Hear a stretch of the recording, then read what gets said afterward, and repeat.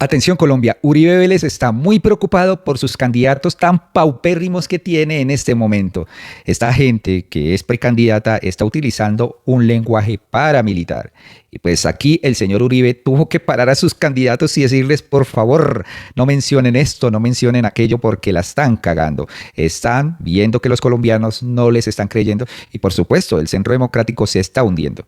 Pues resulta que Álvaro Uribe Vélez en plena convención de estos precandidatos le dijo a esta gente que no hablen de motosierras.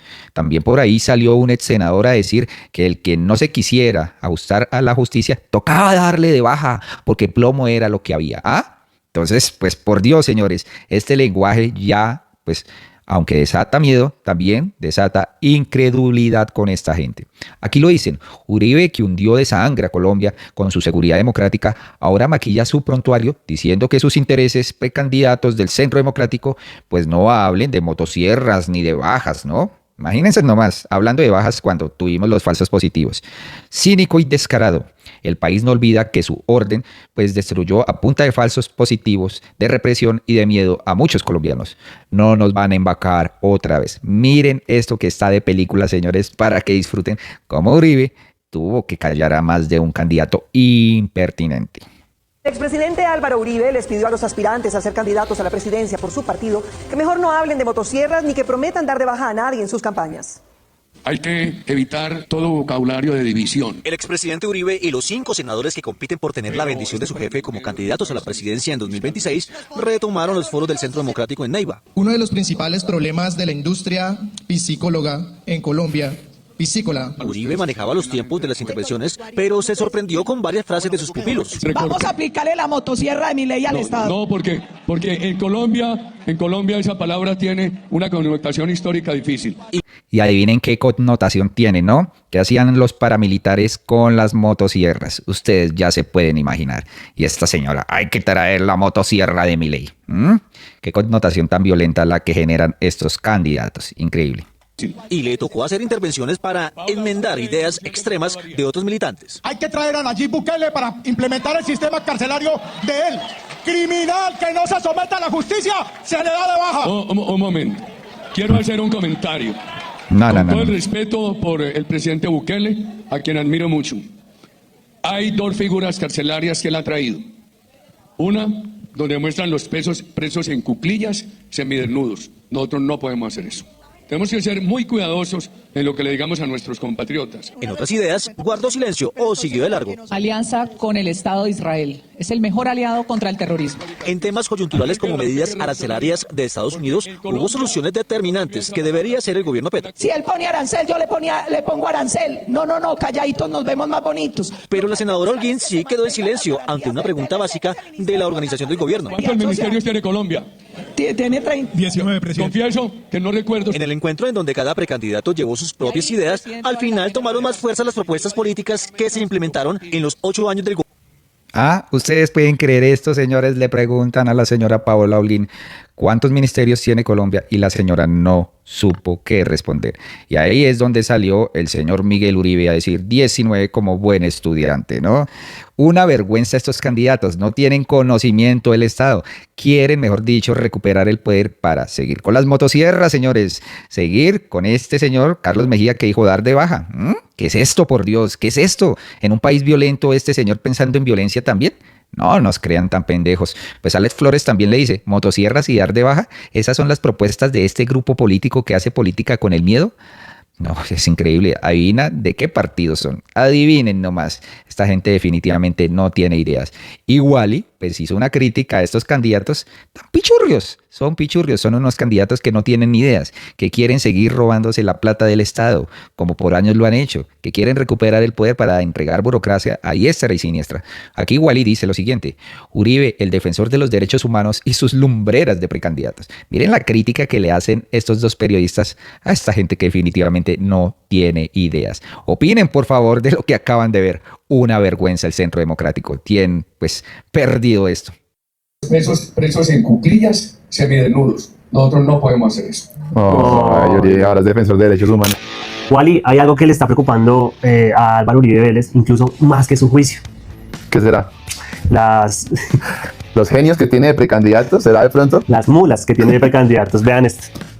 El presidente Álvaro Uribe les pidió a los aspirantes a ser candidatos a la presidencia por su partido que mejor no hablen de motosierras ni que prometan dar de baja a nadie en sus campañas.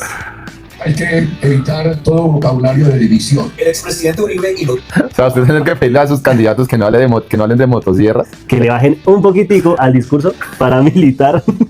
senadores que compiten por tener la bendición de su jefe como candidatos a la presidencia en 2026 retomaron los foros del Centro Democrático en Neiva. Uno de los principales problemas de la industria piscícola en Colombia.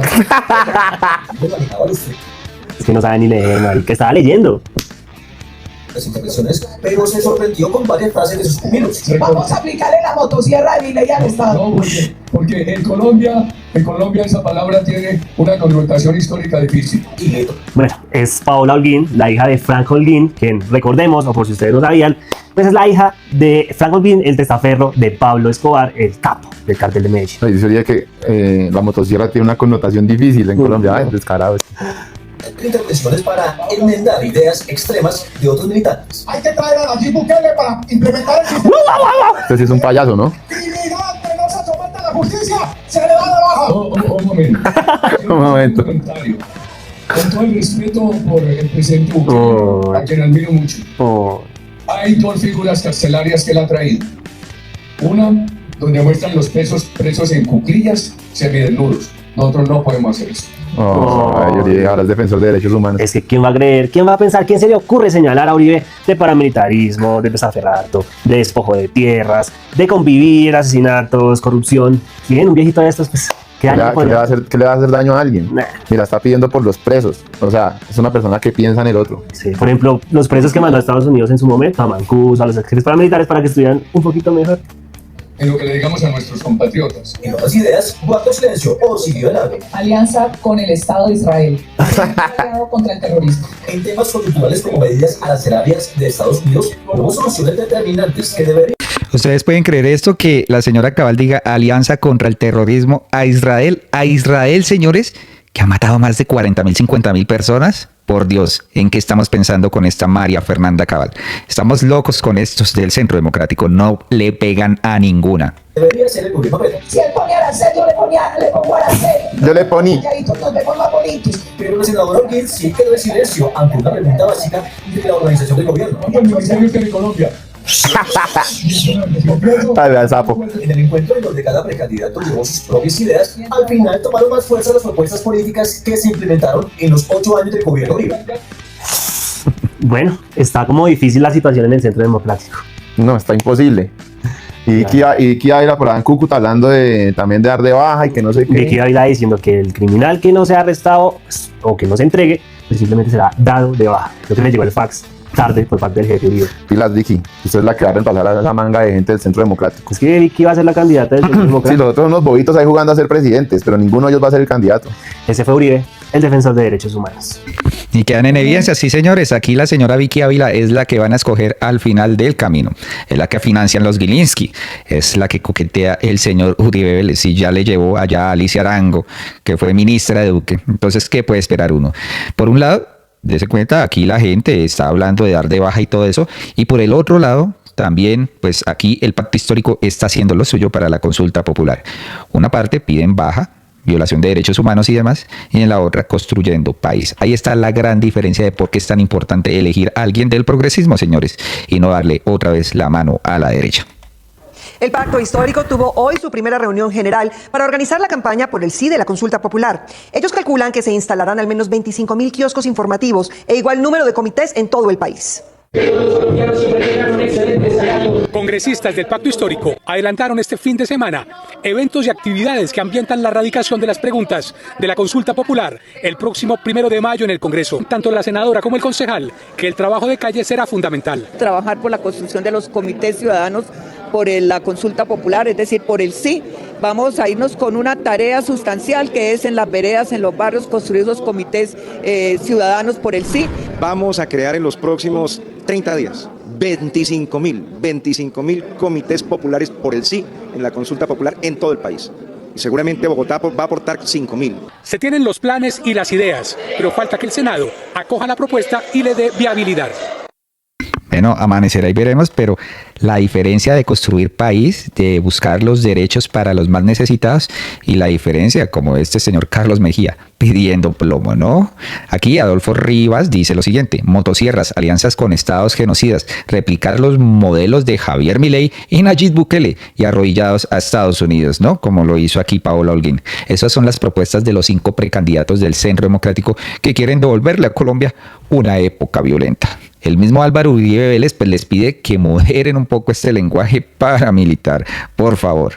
Dice, y rechazan los radicalismos y extremos que le hacen daño al país, posando de buenos samaritanos. ¿Hasta dónde llega? Pues que agachen la cabeza para recuperar este poder, ¿no? Por otro lado, señores, aquí ustedes no pueden dejar de ver la cara de Jaime Granados frente a un audio que se escuchó, señores. En el juicio de Álvaro Uribe Vélez, como quien dice, estamos perdidos. El rostro tan desencajado de Granados es impresionante. Con un piecito en la cárcel está el señor Álvaro Uribe Vélez.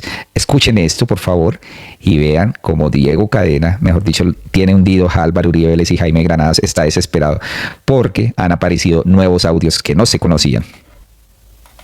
Presidente, aquí leyendo el documento. Me dijo Fabián que lo llamara. Presidente, lo que pasa es que está bien, la Corte no quiere practicar esta prueba, pero adelantemos porque en cualquier momento podemos seguir aportando pruebas. Yo necesito ese señor. Me dicen que le han pedido una prueba, que le han pedido una declaración a este Suso Sierra para el 5 y 7 de mayo. Me dicen de Medellín, pero no lo tengo todavía claro. Excelente. Bueno, presidente, venga, le digo, ahí ya voy a buscar porque ya busco manera de averiguar. Presidente, tenemos que hacer lo siguiente, escúcheme muy bien, no nos aceptaron los testigos porque en el recurso de reposición no atacamos lo que realmente se había dicho, pero lo que debemos hacer es, vamos a presentar la declaración de Enrique Pardo, del compañero de Monsanto. Todo eso, ahí tenemos que atacar lo que ellos han hecho. Y la de Carlos Enrique Vélez tampoco la tuvieron en cuenta. Y no tuvieron en cuenta la de Carlos Enrique Vélez. Pero bueno, la del Tuzo, presidente, empieza a quitarle credibilidad a ellos. Eso me deja muy tranquilo. Voy a averiguar si eso es cierto. Pero ese tranquilo, yo termino de leer la providencia y terminamos ahora de hablar en la tarde. Miren la cara aquí de Jaime Granados, su preocupación, se toca la cabeza, como que hasta ahora está enterándose de estos audios. Terrible esto porque Jaime Granados en días pasados fue criticado por el mismo Uribe, que no era capaz de resolver ciertas situaciones legales. Gracias. Presidente, una cosa, señor. Es que me han dicho que por ese tema del abogado de Estados Unidos, él no quiere involucrar en esto ni el caso de Juan Carlos Restrepo ni el caso de Barceló. Juan Carlos Vidal. ¿Ok? No. ¿Qué lo quieren involucrar al magistrado Barceló y a Juan Carlos Giraldo? Sí, que él no quiere hacer la mención en la declaración. Presidente, yo al señor en la entrevista que le hice, le dije, le voy a pedir el favor de lo que usted me diga, que sea lo que usted quiere decirle al país y hacerle saber a la Corte, ni más ni menos. Yo anoté y tomé nota claramente de lo que el señor me dice. Ya si cambia de parecer, pues, ni modo. ¿Usted tiene manera de hablar con quién haya por teléfono? Directamente con él, presidente. Dígale, pero lo importante es que él declare lo que quiera decir, si tiene que quitarle o agregarle allá declaración, que tranquilo. Ya mismo lo voy a hacer. Buen hombre. Muy bien, con gusto. Que si quiere quitarle o agregarle algo a esa declaración, que tranquilo, que lo haga, que fresco. ¿Ah? No, y además ahí Jaime Granados preocupado por todo esto que se está escuchando con el señor Álvaro Uribe, pues Vélez, ¿no? Aquí dice lo siguiente Mario Munar, ¿no? Lo asombroso en esta escena es ver cómo quien alega permanentemente falta de garantías está haciendo uso de equipos móviles mientras se rinde su testimonio, ¿no? No debieron permitirle este abuso de irrespeto en la audiencia. ¿Qué sucedió aquí con el control de la jueza? En serio que sí, Álvaro Uribe Vélez ahí, su micrófono apagado y el señor comunicándose, a ver, quién sabe qué. Otro usuario dice, el Matarife sabe que nada le va a pasar a este señor. Recibe miles de millones de dólares por mostrar resultados. Enredó el dinero y el negocio del Pablo Escobar.